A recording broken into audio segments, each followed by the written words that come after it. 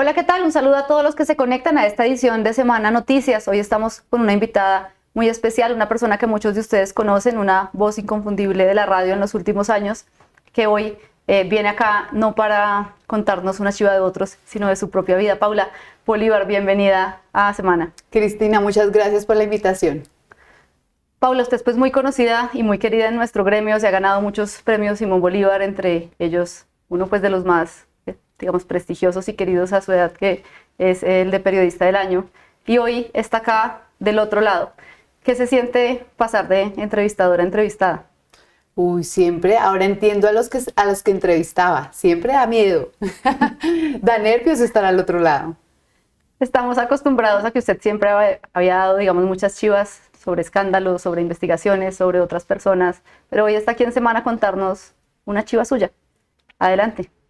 Bueno, hoy aquí en Semana les cuento que voy a lanzar mi libro sobre la historia detrás del escándalo y el entramado de corrupción de la Unidad Nacional de Gestión del Riesgo de Desastres, UNGRD.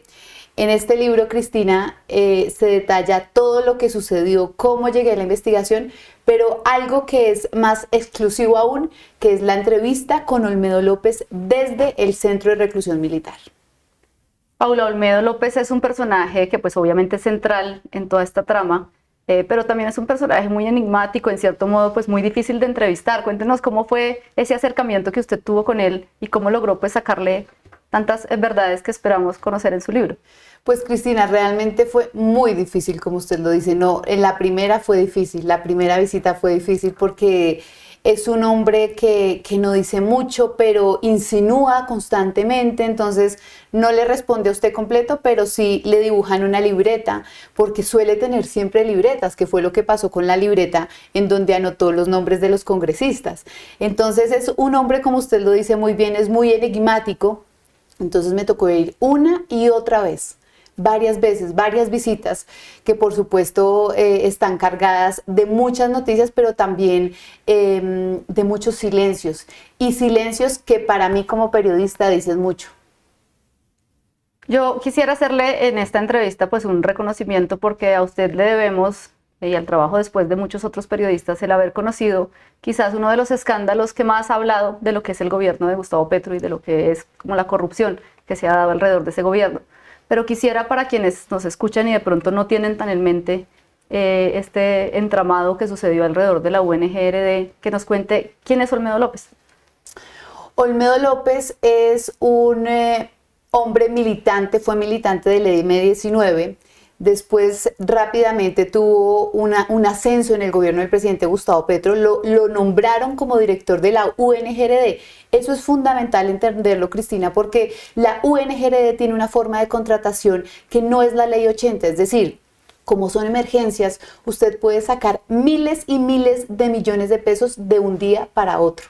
Entonces fue un hombre al que le dieron muchísimo poder. Él es del departamento de Antioquia, de Itagüí, tiene mucho conocimiento político en Itagüí, y rápidamente él pues asciende hasta llegar a la UNGRD. En el escándalo de corrupción, ¿por qué fue fundamental? Porque fue el hombre, según él, que recibió todas las órdenes directamente desde la Casa de Nariño, del señor Carlos Ramón González. Entonces es ese testigo que hoy ya es confeso, él ya dice, sí, yo recibí órdenes, yo pretendía robarme la plata, pero lo que él dice es que a mí me dieron las órdenes. En su libro pues explora un capítulo que no está muy contado, y es ese papel que tuvo Olmedo López en la campaña presidencial. ¿Qué logra usted sacarle o escudriñar de ese asunto? Pues justamente una de las preguntas más insistentes que le hice una y otra vez, muchas veces respondió con silencios, pero en otras hizo dibujos en su libreta, porque ahora tiene una nueva libreta desde el Centro de Reclusión Militar. Y fue muy complicado llegar a ese punto, pero en algún momento yo le digo, bueno, Olmedo, ¿a usted por qué lo nombran ahí? ¿Por qué lo nombran? Y él me dice, eso es otra historia, daría para escribir otro libro. Sigo indagando y luego él me explica que prácticamente, que gracias a él, el presidente Gustavo Petro llegó a la Casa de Nariño.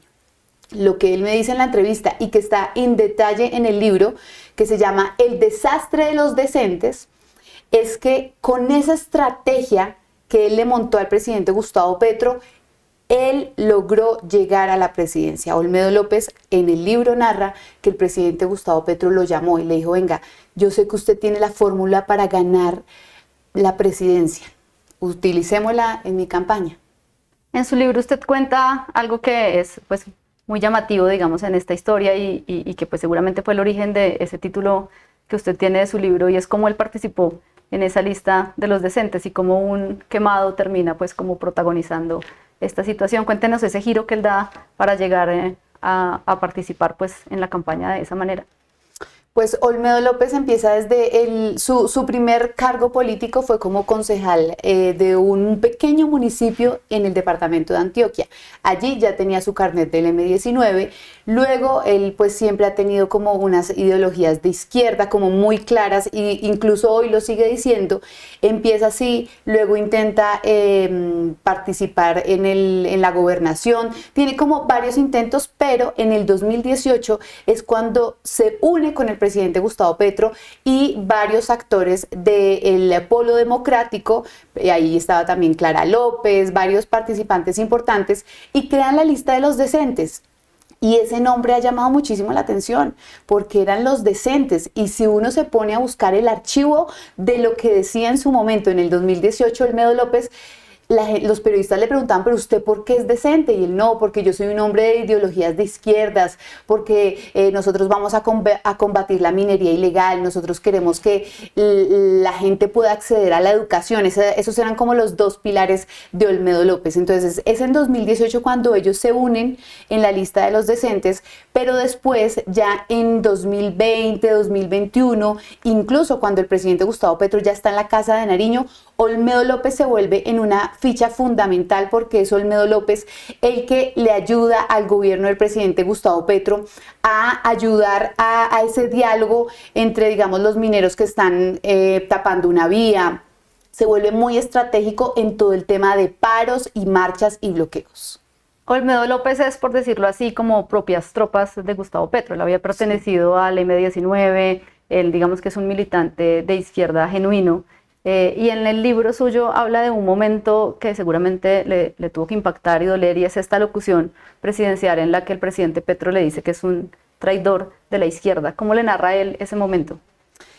Y él lo narra con muchísima tristeza, ¿no? Como decepción cuando el presidente Gustavo Petro lo tacha de traidor. Y en la guerrilla, según lo que él dice, es que en la guerrilla pues al traidor se le asesina. Entonces, pues eso le causó muchísimo dolor a él y muchísima tristeza, y también es un hombre que hoy en día vive con miedo. Olmedo López siempre, al principio, la primera vez que él renunció y salió a los medios de comunicación, le pidió perdón al presidente Petro. Dijo, presidente, perdóneme, Se echó la culpa completamente. Pero el discurso de Olmedo hoy ha cambiado completamente. El discurso de Olmedo, y ustedes lo van a poder evidenciar en el libro El desastre de los decentes, dice, yo no lo hice solo. Yo quería cumplir unos ideales que me impusieron. Carlos Ramón González era para mí un líder del M19. ¿Cómo no le iba a hacer caso al jefe de jefes, por decirlo así? Es que lo narra él. Hay un capítulo enorme de este episodio de corrupción, y es la forma como ellos aceitan al Congreso para lograr pasar como estos proyectos que tenía la agenda de Gustavo Petro en su momento.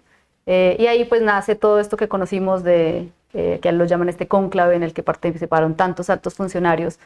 Pero en su libro él de alguna manera digamos que da su versión de ese rol que él jugó en ese momento, como esa persona que precisamente usted menciona quiere lograr como ayudar, quiere ser ese vehículo para ayudar a que el presidente tenga sus mayorías para poder sacar los proyectos. ¿Usted lo vio verdaderamente arrepentido del papel que jugó? Yo no sé si arrepentido, pero como que sí se dio cuenta que la embarró, ¿no? Y él dice como que lo usaron. Yo no sé si lo usaron pero él sí se muestra como que lo engañaron, como que lo lanzaron a los leones y lo dejaron solo. Pero sí él reitera que le habían dicho, oiga, es que Olmedo, si usted no nos ayuda con esto en la Comisión Interparlamentaria de Crédito Público, el país se queda sin energía. Y ahí en el libro reitera que Carlos Ramón le decía, usted va a ser el culpable de que el país se quede sin energía. usted verá cómo hace quedar a todos los de la izquierda, usted verá cómo hace quedar al pacto histórico. Entonces él narra que esa era la presión que tenía y él no iba a quedar mal. Ese es como su principal argumento de por qué respondió a todo y cómo se siente respecto a esas órdenes que le dieron. Él en algún momento, Laura, le cuenta si esa comunicación es directa entre el presidente y él cuando están en el gobierno. Él tuvo varios chats con el presidente Gustavo Petro. Chats que todavía no se conocen. ¿Qué más cree que no se conoce? ¿Qué cree que le queda pendiente a Olmedo por contar? Queda pendiente todo el proceso de la campaña electoral del presidente Gustavo Petro. Queda pendiente saber de dónde sacó los recursos. ¿Cómo así que Olmedo López ayudó a elegir al presidente Gustavo Petro? ¿Cómo así que fue gracias a esa estrategia que él llegó a la Casa de Nariño? ¿Con qué recursos? ¿De dónde salieron los recursos? Hay mucho por contar. Incluso él me dejó entrever que es que él está ahí guardando una información que todavía no puede contar y que él no la va a contar porque todavía la justicia colombiana no le ha dado su preacuerdo. Que de seguro en unos años él contará y mostrará eso que todavía no lo puede hacer, porque de llegase a contarlo, pues su vida estaría completamente en peligro. Es un hombre que ni siquiera recibe el desayuno de allá porque le da miedo. Dice, tengo tantos enemigos hoy en día que ni siquiera puedo recibir el desayuno. Me toca a mí preparar todo porque me pueden envenenar en cualquier momento. De esas preguntas que usted nos expone, ¿tiene alguna pista? ¿Le dio él alguna pista de quién podría estar, que podría haber, digamos, de más en esta financiación de la campaña? Pues él dijo que había un eslabón perdido entre Ricardo Roa y Luis Guillermo Jaramillo y el ministro de Salud. Dijo que había una pieza clave con la que se había articulado todo. Para mí esa pieza clave fue él. Él lo menciona por partes, pero para mí esa pieza clave fue él. Su libro es un relato de un tema que es muy complejo, pero es un relato muy agradable y cuenta muchos detalles que le permitan a uno entender este personaje que, pues, digamos, sí salía en su momento en las noticias y demás, pero que los colombianos no lo tienen tan en mente. Y a mí me llamó mucho la atención que usted cuenta cómo está, digamos, este renacer de la fe de Olmedo en la cárcel. Cuéntenos cuál ha sido como ese giro y cuál es como la percepción que tienen todos sus compañeros de este como nuevo amanecer. Faceta, ese amanecer de este personaje. Bueno, Cristina, estaba muy juiciosa leyendo ese libro. Tiene ahí todo súper presente. Muchas gracias. Realmente, cuando yo llegué el primer día, había un revuelo en el centro de reclusión militar. Olmedo López no bajaba. Yo estaba 3 horas y no bajaba. Y empieza uno a escuchar que hay molestias porque Olmedo López cogió uno de los salones que están dentro del centro de reclusión militar, lo cogió para hacer un culto cristiano. Y los otros reclusos se molestaron muchísimo porque estaba utilizando un espacio, pues, que no estaba siendo utilizado para nada más, pero ellos no querían que Olmedo López liderara un culto cristiano ahí, porque en el primer piso ya había un culto católico. Pero llegó Olmedo, que claramente en esos días de miedo, cuando ni siquiera había ido a la justicia a decir, oigan, venga, yo quiero colaborar, cuando él estaba pensando, ¿será que me van a capturar? Renunció, él renunció y se fue, se escondió durante unos días. Durante esos días él tuvo su transformación, es lo que él cuenta, de yo en qué me metí porque estoy teniendo miedo por mi vida. Terminé metido en una corruptela, en una estructura en donde yo prácticamente que era la cabeza. ¿Y qué hago yo aquí? Entonces él, según lo que relata, cuando estuvo escondido antes de que fuera a hablar con la fiscalía y decirles, oigan, venga, yo sí quiero hablar y tengo unas pruebas, él tuvo esa transformación en donde se volvió cristiano. Pero luego llega al centro de reclusión militar donde ya habían unos reclusos y no fue muy fácil esa entrada ahí. Entonces él ya tiene un salón en donde todos los viernes llevan a unos pastores y leen la palabra. Él ahora habla muy entre líneas, entonces le habla a uno un poco de lo que pasó en la UNGRD, pero luego le bota frases de la Biblia. Entonces está muy entregado a eso, incluso ya tiene 7 alumnos de los que están ahí recluidos que van a estudiar la palabra con Olmedo López. Entonces esa es la transformación. Y él dice, si yo le hubiera hecho caso a Dios, y no a Petro o no al gobierno, no estaría en estas. Paula, en términos personales, ¿qué significó esta entrevista para usted, teniendo en cuenta que ha pasado tanto tiempo con el hombre que pues usted prácticamente puso tras las rejas? Fue muy difícil, Cristina. La primera, cuando iba viniendo, que se demoró 3 horas, cuando yo lo estaba esperando, yo digo, qué angustia, o sea, que este tipo me debe odiar. Entonces, apenas lo veo, el corazón me hace así. Y cuando yo iba llegando, dije, qué angustia, qué nervios. Pues porque no es fácil mirar a los ojos a la persona que uno ha denunciado con tanta insistencia y que uno prácticamente lo metió ahí. Para mí fue muy difícil ir cada vez, porque para ir allá y estar allá toda la tarde es dedicarle todo el día. Y angustiante también de lo que no dice, ¿no? De qué más hay allí atrás. Pero también me dejó muy claro el valor que tiene el periodismo, porque en su momento yo no sabía, cuando yo hacía las denuncias, el detrás, lo que ellos estaban haciendo para tumbar mi investigación, y eso también me lo contó. Me decía, ay, sí, ese documento lo sacamos para desvirtuar los sobrecostos que usted sacó. Y yo, ¿en serio? Me dijo, sí. Ese se lo hizo Sneider Pinilla para tumbar lo que usted sacó. Entonces eso también fue muy interesante. Me costó, bastante me costó, porque como usted lo decía al principio, es un hombre difícil que hable. Pero yo creo que ya cuando entiende el propósito, yo le hice un libro. Ya está la realidad, usted ya es un hombre confeso. Diga lo que pueda decir. ¿Y él cómo le explica por qué decidió abrirle pues este espacio como tan privilegiado ya estando detenido para que usted escriba este libro? Pues nunca le pregunté eso, pero sí cuando apenas lo vi, me dijo Paula, con la que comenzó todo.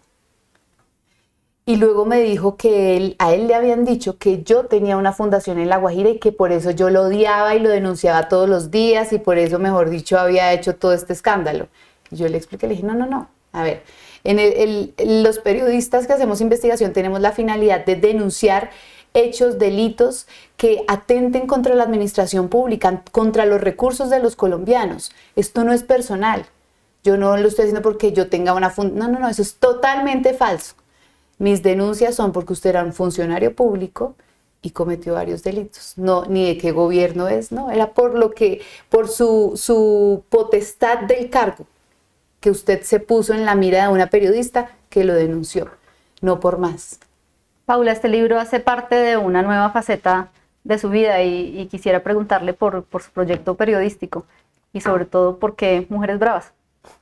Bueno, Laura y yo, que es con quien estoy haciendo este proyecto de Brava News, pues salimos el mismo día justamente por la crisis que están viviendo los medios de comunicación tradicionales y salimos con ganas de seguir haciendo periodismo. Nos llamaron políticos, venga, que quiere venir a la lista de que es que usted tiene credibilidad. No, nos queremos seguir haciendo periodismo. Entonces dijimos, bueno, hay una desinformación muy grande en las redes sociales, pensemos cómo nosotras podemos suplir esa necesidad de desinformación. Hicimos un sondeo, unas encuestas a los jóvenes, a los centennials de 15 a 25 años de edad, a preguntarles, ¿ustedes sí leen noticias o no les interesa? No les interesa. La mayoría que les preguntamos no. Y bueno, y cuando leen una noticia, ¿por qué la leen? No, porque me aparece en el scroll. Cuando estoy viendo TikTok y me aparece una noticia chévere, me quedo viéndola. Y si me parece maravillosa, pues me meto al portal o al canal de YouTube. Y nosotros, bueno, ahí hay una oportunidad de llegar nosotras, que somos jóvenes, que sabemos cómo se mueven las redes sociales, con información valiosa. Entonces, hoy en redes sociales es tendencia el baby botox. Y las chicas ven a un influencer, es que ellos se informan hoy de los influencers, no de los periodistas. Entonces lo que nosotras estamos haciendo es llevar las voces más calificadas, un cirujano con especialización en epidemiología, un cirujano, mejor dicho, con todos sus títulos, llevarlo a las redes sociales para que esos chicos se informen con periodismo responsable. Eso es lo que, y bravas, ¿por qué? Porque empezamos a pensar, bueno, una palabra que nos defina. Y aunque uno cree que brava es esa vieja harta, mamona, no. Brava significa, si uno busca en la Real Academia Española de la Lengua, brava es intrépida, arriesgada, valiente y valerosa. Y eso nos representa a Laura Palomino y a Paula Bolívar y representa lo que nosotras queremos hacer como mujeres liderando un medio de comunicación. ¿Y por qué bravas? Porque las mujeres tenemos una forma diferente de contar las cosas, porque a la hora de investigar vemos el detalle y vemos que por ahí puede ser la noticia. Entonces por eso es Brava News el nuevo proyecto.